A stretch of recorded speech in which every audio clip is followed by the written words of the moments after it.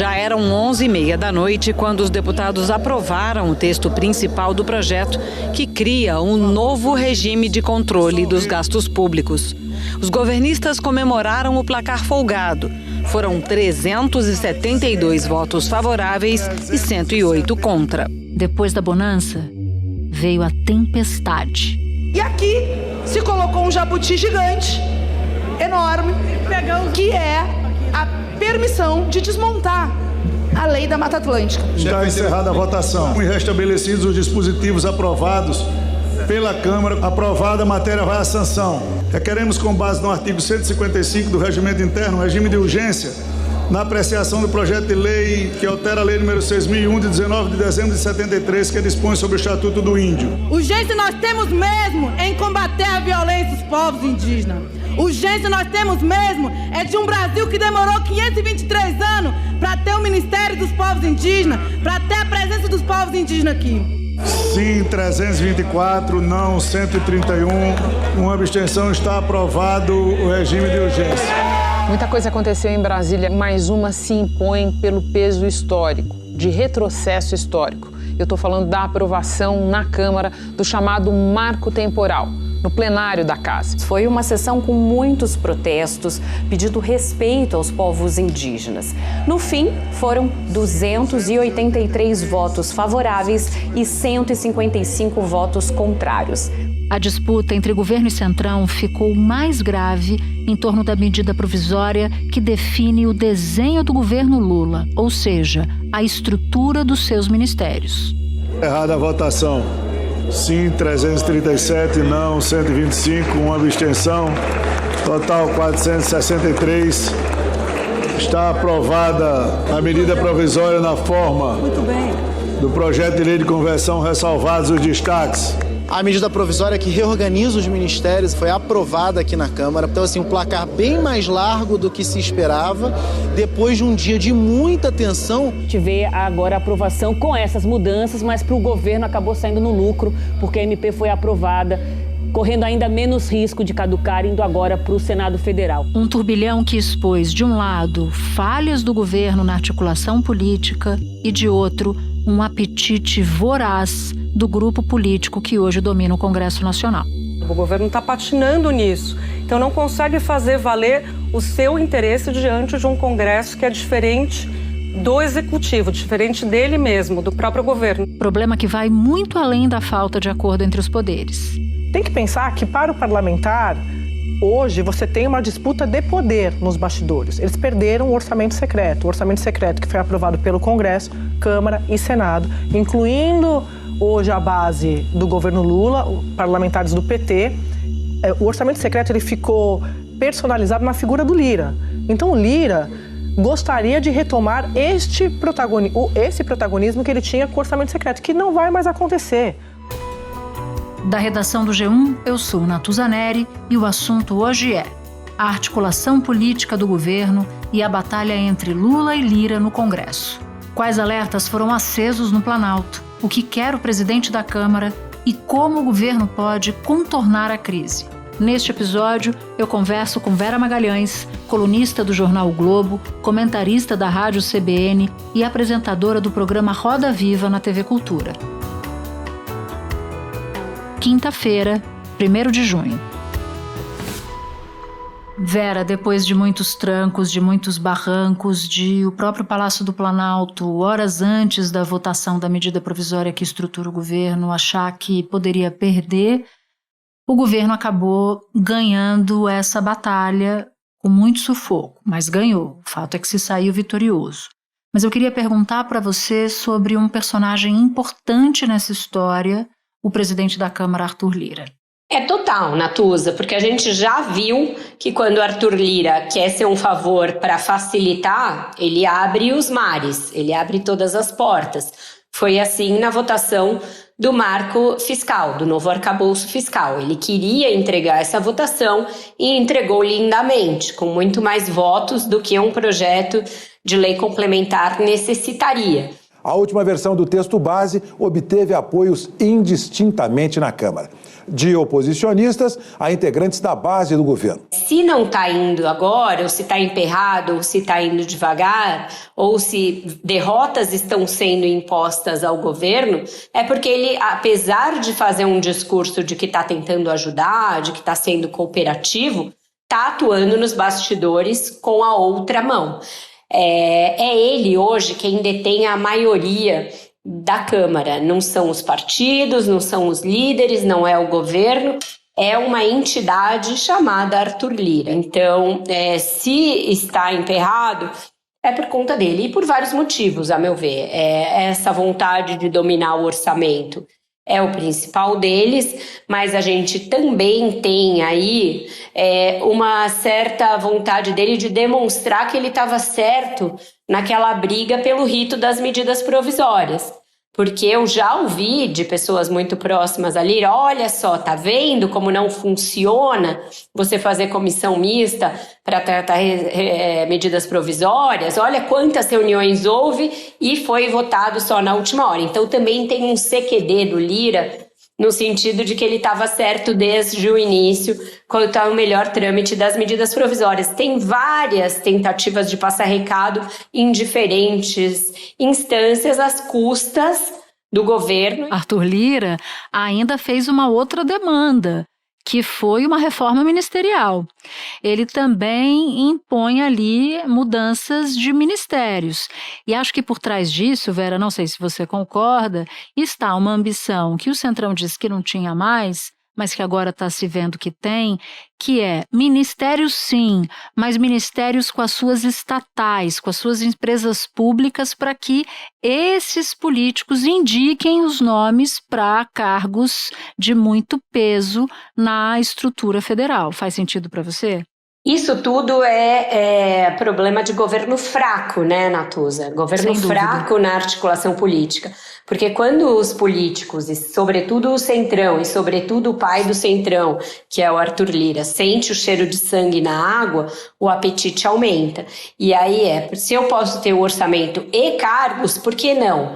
Não é mesmo? E se aí, nesse processo, eu ainda posso tentar tirar um filho de um desafeto, por que não ao quadrado? E aí entra essa suposição, que muitos confirmam, mas que ele nega, de que Arthur Lira teria pedido a cabeça do ministro dos Transportes, Renan Filho, que vem a ser o ex-governador de Alagoas e filho do seu maior desafeto, Renan Calheiros. Por que essa briga paroquial vira uma briga nacional com potencial de causar um problema na própria estrutura do governo? Porque é um governo fraco, porque é um governo que não se armou para ser forte no parlamento. Então a gente está aí vivendo uma nova fase da República de Alagoas. Paradoxalmente, no momento em que Fernando Collor é condenado, tantos anos depois, a gente tem Alagoas com os seus problemas alçado à condição de um assunto nacional com potencial de estrago dessa natureza, né? Espera um pouquinho que eu já volto para continuar minha conversa com a Vera. Agora, ao mesmo tempo, e você deu essa deixa para mim na sua primeira resposta, o Lira ajudou e contribuiu para uma vitória importante na semana passada, que foi a aprovação da nova regra fiscal. Embora tenha ali pautado e não sei se contribuído necessariamente em alguns desses casos, mas em outros com certeza, a derrota no marco do saneamento, que eu acho que era um problema maior, porque o próprio Congresso não queria essa pauta, e eu não sei nem se o dedo dele foi o dedo que mais pesou, mas certamente a mão dele na criação de CPIs de interesse da oposição bolsonarista.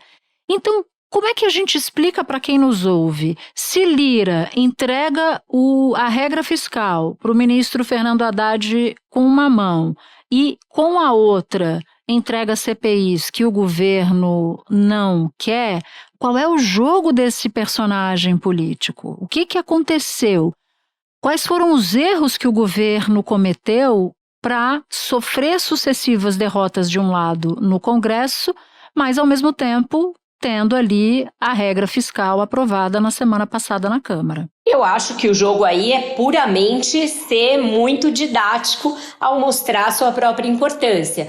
Mostrar, olha, meu amigo, sem mim, aqui dentro você não se cria. É isso que ele está dizendo para o Lula. Ou você faz o meu jogo, ou você não se cria, ou você joga conforme a minha regra, dança conforme a minha música, ou vai ter muitos problemas. E você percebe isso de uma maneira muito cristalina quando o ministro da Articulação Política capitula publicamente e diz que vai aceitar a regra nova para a estrutura do governo, porque pode ficar muito pior e pode, inclusive, caducar a MP. O Lira vem reclamando do que a gente está falando aqui há algumas semanas, que o Palácio não atende aos deputados, que não cumpre acordo, não entrega as emendas. O Lira acha que o governo que vai governar sem ele e sem os parlamentares do Centrão, que estarão lá, gente, independentemente do presidente da República. Bolsonaro viu isso acontecer, Temer viu isso acontecer, Dilma pagou para ver isso acontecer. Esse tipo de admissão de fracasso, quando ele joga a toalha publicamente, coisa que nos bastidores já se falava, que na verdade era conversa mole para Marina dormir, aquela história de que o governo iria tentar voltar ao que era a MP original, sendo que já estava dando por perdida. Quando ele capitula publicamente, ele está fazendo uma admissão de que a função dele hoje é executada pelo Arthur Lira. O verdadeiro responsável pela articulação política do Brasil hoje se chama Arthur Lira, e o Alexandre Padilha, o Rui Costa, todos os demais vão dançar miudinho conforme ele pautar.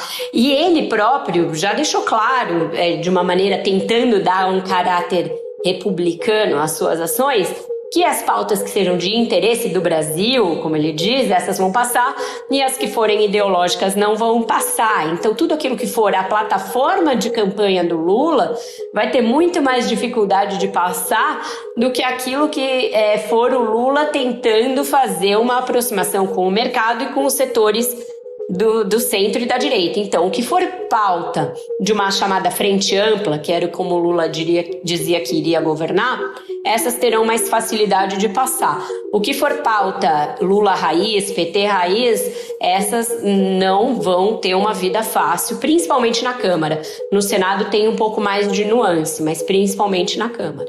E onde é que está morando o perigo nesse caso? Porque o que eu estou entendendo da sua fala é que Arthur Lira está tentando impor o cargo de primeiro-ministro para ele, que era o cargo que ele tinha de maneira informal no governo Bolsonaro. E Lula não está querendo entregar esse papel para ele porque sabe que quanto mais forte for Arthur Lira, mais fraco é ele próprio.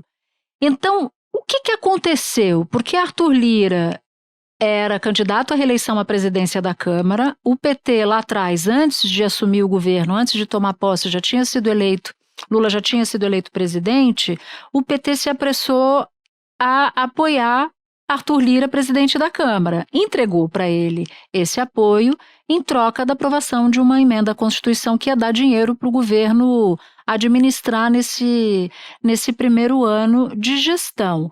Na sua avaliação, tem havido ou houve em algum momento falta de visão do governo, descolamento com a realidade que é completamente diferente da realidade dos governos Lula 1 e 2, interesses escusos de parte do Congresso ou todas essas opções? Todas as anteriores, eu acho que sim, porque o Lula está com software vencido e isso está sendo visto dia após dia em muitos frontes do governo. Tudo que ele lança é uma réplica do que ele já fez no passado. Eu escrevi uma coluna para o Globo hoje, cujo título é uma música do Belchior, que é Velha Roupa Colorida. É diferente e o passado é uma roupa que não nos serve mais. Mas o Lula não percebeu. E ele está tentando tirar esse vestuário do armário com toda a naftalina que ele contém na política externa, na política habitacional, na política social e na relação com o Congresso. Ele achou que seria possível replicar modelos que funcionaram no passado e até os que não funcionaram no passado. O PT devia estar muito escolado com o Centrão em razão do que aconteceu no governo Dilma. Que Deus tenha misericórdia dessa nação. Voto sim. Mas parece que não se fez uma análise pueril, básica das urnas, que é aquela segundo a qual ele venceu com 51% dos votos, Bolsonaro teve 49%, e no Congresso a mão se inverteu. A centro-direita é prevalente, ela é majoritária. E ninguém parece ter feito essa conta básica para o Lula. O Arthur Lira, que é um sujeito de extrema adaptabilidade às conjunturas mais diferentes, tão logo o Supremo Tribunal Federal gongou o orçamento secreto. Os ministros consideraram, por 6 votos a 5, que o uso indevido das emendas de relator fere a Constituição. Ele encontrou um outro jeito de manter o mesmo protagonismo, manter a mesma necessidade para qualquer governo, conseguiu obter o apoio para sua própria reeleição à custa dessa proposta de emenda à Constituição que garantiu a transição. Ali ele carimbou que ele seria candidato único à sua própria sucessão e seria muito tranquilamente reeleito. E desde então ele olhou para aquele mapa da esplanada e olhou para os votos na Câmara e falou: isso aqui é meu, não é do Lula. E por quê? Porque o presidente é simplesmente ausente das discussões mais importantes de política interna, de articulação política. Ele resolveu que o Brasil voltou, é um mantra que ele repete a todo momento, se encantou com essa própria aura de que ele faria com que o Brasil deixasse de ser um pária internacional, se dedicou a esse fronte externo, dando inclusive muitas bolas fora nesse fronte externo e desguarneceu a articulação política. Achou que poderia ficar ausente disso e não pode. Essa carta de crédito extra que o governo recebeu se deve muito aos movimentos pessoais do presidente Luiz Inácio Lula da Silva. O presidente Lula, que entrou de cabeça na articulação política, a gente revelou aqui em primeira mão a conversa que ele teve com o líder do União Brasil, Omar Nascimento, que fez toda a diferença. Uma bancada que estava fechando voto contrário no dia de ontem e hoje se empenha de forma majoritária para a aprovação da matéria. E a expectativa é que já de imediato o presidente Lula tem esse tete-a-tete com o deputado Arthur Lira. Agora tem um ponto aí nesse contexto que é o poder do Lira. Um poder inequívoco, um poder que se achava que ele ia perder pelo menos parte dele quando o governo Bolsonaro terminasse, porque o Bolsonaro entregou tudo para ele. O Bolsonaro não tinha nenhum problema de ter Arthur Lira como primeiro-ministro, desde que Arthur Lira blindasse Bolsonaro, de pedidos de impeachment, aprovasse as pautas que Bolsonaro queria e por aí vai. Mas o poder de Arthur Lira vem muito do cargo que ele tem, vem das benesses que ele dá, e ele quer dar as benesses do governo, mas na conta dele, ele ser o dono do cofre, embora não seja executivo. Só que o poder dele vem do cargo que tem, enquanto ele é presidente da Câmara. Qual é o jogo, na sua avaliação, do Arthur Lira para o pós-Lira? Como é que ele vai fazer para se manter forte? Porque tem uma maldição de ex-presidentes da Câmara dos Deputados, né? Nas minhas contas aqui, a sua grande maioria, com raras exceções, ficou muito enfraquecida e desapareceu, inclusive. Eu acredito que só se viabilizará algum nome que tenha a benção dele. Mas até lá é muito poder para desfrutar. É 1 ano e meio de poder para desfrutar e a possibilidade de inviabilizar um governo na largada se as coisas se acirrarem. Porque você falou de uma das principais armas que ele detinha contra o Jair Bolsonaro, que era a quantidade de pedidos de impeachment que ele manteve na sua gaveta, e pode ser que se enverede para esse momento no governo Lula. Inclusive, essas CPIs que ele também articulou podem ser o palco para que se comece o acúmulo de uma série de pedidos de impeachment contra o presidente da República. Então eu acho que essa é uma cartada que ele também está construindo para usar se for necessário ali na frente. O presidente Lula me ligou de manhã, nós conversamos, eu expliquei para ele as dificuldades que o governo dele tem e precisa que a imprensa trate isso com clareza.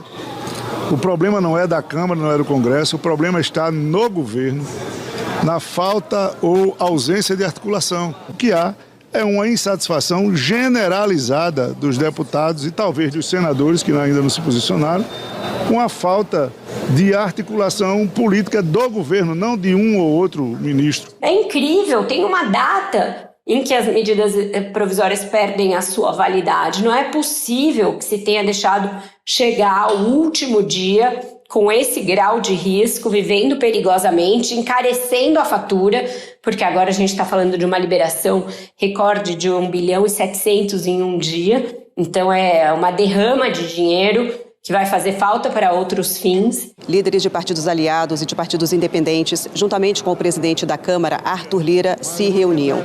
Nessa conversa, houve cobrança para que o governo acelere a liberação de emendas e de cargos. Também houve críticas sobre a falta de diálogo entre ministros e parlamentares e também sobre a composição da esplanada. Agora, tem uma outra coisa surpreendente nessa coreografia governo e centrão.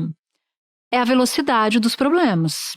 Eu não me lembro de nenhum início de governo que eu cobri. Eu comecei a cobrir no governo Lula 1, em que os problemas tenham despencado assim da árvore aos montes tão rapidamente. E eu queria saber se você se surpreende com isso e por que tanta encrenca está aparecendo. Acho que tudo gira em torno de um ponto só, que é essa desarticulação do governo. Mas se a gente for lembrar do caso da Dilma, por exemplo, que sofreu um impeachment, o primeiro ano de governo Dilma, ela estava voando. Era o ano em que ela era, aliados a chamavam de faxineira. Mas é que a gente não está no Lula 1, a gente está no Lula 3, né? E é um Lula 3 depois de impeachment, depois de Lava Jato e depois de Jair Bolsonaro. Eu acho que precisa se dar conta disso, gente. O Lula não é um livro novo a ser escrito, é um livro conhecido, já lido, relido, que está numa espécie de remake, um remake já com o herói não na sua melhor forma. Então, não é Dilma 1 a comparação, é Dilma 2. E aí é isso, já começar no perrengue. Outro dia eu falei, olha, para um muito influente congressista, vocês não estão se esquecendo de que a plataforma que venceu na eleição é uma plataforma pró-meio ambiente, pró-povos indígenas e que isso foi chancelado pelas urnas? Ele falou, ganhou por 80-20? Não, ganhou por 51-49. Então é isso que vai nortear tudo nesses 4 anos. São esses 51-49. Isso ditou o 8 de janeiro, isso vai ditar as CPIs, isso vai ditar a correlação de forças no Congresso. Ou o governo se dá conta desse placar e introjeta esse placar e traz forças para o governo capazes de transformar um 51-49 no mínimo num 60-40, ou vai ficar levando bola nas costas o tempo inteiro. E para isso não adianta você pegar uns ministros aleatórios do União Brasil e colocar no governo, porque eles não representam ninguém. Você precisa trazer gente que represente alguma força que você não contou na sua eleição. Você precisa trazer para si forças com as quais você não contou na sua eleição, sob pena de você viver sob uma espada de Damocles eternamente apontada para sua cabeça. Mas não tem ninguém fazendo essa conta, que é uma conta básica e que leva o Lula a um dilema fundador, que é o risco de ele ter um governo mais regressivo em pautas que lhe são caras do que o do próprio Bolsonaro, pelo simples fato de que agora não tem o Bolsonaro para atrapalhar. Então as pessoas estão achando mais confortável passar com a boiada sem o Bolsonaro criando tumulto. É incrível, mas é o que está acontecendo. E eu não queria deixar de falar que, número 1, um efeito colateral disso, ou um termômetro disso, é que já se fala dentro do governo em reforma ministerial.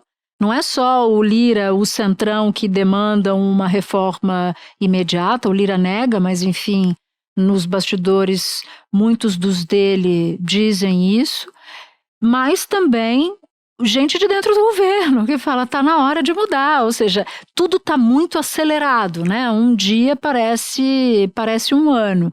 Agora, entre os corpos que ficaram estendidos nessa semana, tem o corpo da Mata Atlântica, a boiada da Mata Atlântica, que agora tem um recurso no Supremo, e um outro que é o do marco temporal, também foi apresentado um recurso no Supremo. E eu queria te perguntar o que muda, tem um julgamento marcado, né, previsto para a semana que vem no caso do marco temporal, e a votação que teve na Câmara. Muda alguma coisa em razão da votação no Congresso, esse julgamento marcado para a semana que vem? Você vê que eu estou te aproveitando em todos os aspectos aqui, né? Não é só a política estrita. Mas é bom porque hoje eu fui apurar isso também, Natuza, porque as coisas estão muito interligadas, né? E o governo conta com o Senado, principalmente, para fazer essa história dormitar e não avançar. Essa história que eu digo é o PL 490, que estabelece a Constituição de 1988 como o marco temporal a partir do qual tem de ser definidas as demarcações de terras indígenas. O estrago não é só contra a população indígena, é contra a República Federativa do Brasil. Hoje rasgamos um contrato, hoje desrespeitamos, através do Congresso, ignoramos solenemente uma cláusula pétrea no artigo 231 da Carta Magna, que define os direitos indígenas, o direito à terra inalienável. O Supremo vai analisar isso a partir do dia 7 de junho e a expectativa é que ele considere isso. Um PL não pode mudar uma Constituição e a Constituição está dizendo que tradicionalmente ocupa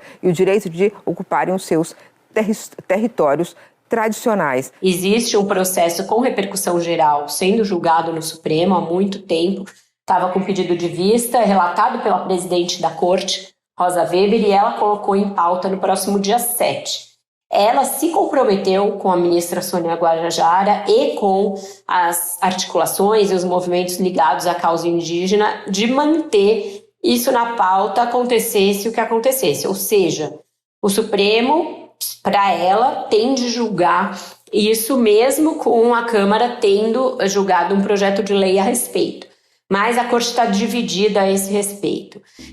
Tem um grupo que gostaria que, uma vez que o Congresso começou a se debruçar sobre o assunto, o Supremo saísse de cena.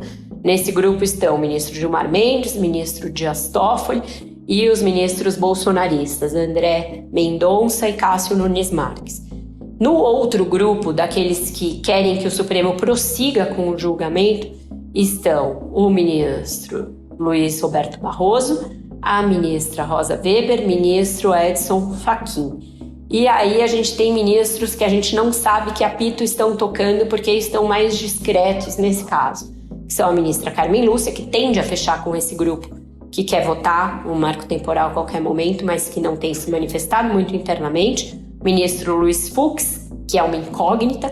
E o ministro Alexandre de Moraes, que no início era contabilizado como um voto favorável ao marco temporal, tanto que é dele o pedido de vista que atrasou a votação quando o placar parecia caminhar contra a tese do marco temporal, mas que agora parece disposto a fechar com o governo nessa questão. Então, se o Supremo prosseguir com a discussão, ele pode criar um impasse com a Câmara, porque aí teria uma tendência a votar contra o marco temporal. Então, o que se considera mais confortável é não se criar esse impasse e deixar para o Senado simplesmente sentar em cima do projeto e não fazer nada. Então, a situação atual seria o melhor para todos. Com o governo se indispõe com a Câmara, o Senado segura o jogo lá sem dizer que está fazendo isso e o Supremo não se indispõe também com a Câmara. Então, o que o Supremo for fazer na semana que vem, importa para a gente entender também em que pé está essa relação entre os poderes neste momento, no pós-8 de janeiro, pós um tumulto muito grande com o Bolsonaro e o Judiciário, e para a gente entender o estado da arte nesse momento da relação entre os três poderes. Vera, um beijo para você, obrigada. Eu sei que a gente te capturou para falar, você estava super ocupada, conversando com um monte de fonte, mas foi muito bom ter você aqui hoje. Eu adoro sempre participar do assunto, sou muito fã Então o prazer foi todo meu, Natuza. Este foi o Assunto, podcast diário disponível no G1, no Globoplay ou na sua plataforma de áudio preferida. Vale a pena seguir o podcast na Amazon ou no Spotify, assinar no Apple Podcasts, se inscrever no Google Podcasts ou no Castbox e favoritar na Deezer. Assim você recebe uma notificação sempre que tiver um novo episódio. Comigo na equipe do Assunto estão Mônica Mariotti, Amanda Polato, Tiago Aguiar, Luiz Felipe Silva, Tiago Kazuroski, Gabriel de Campos, Nayara Fernandes e Guilherme Romero. Eu sou Natuza Neri e fico por aqui. Até o próximo assunto.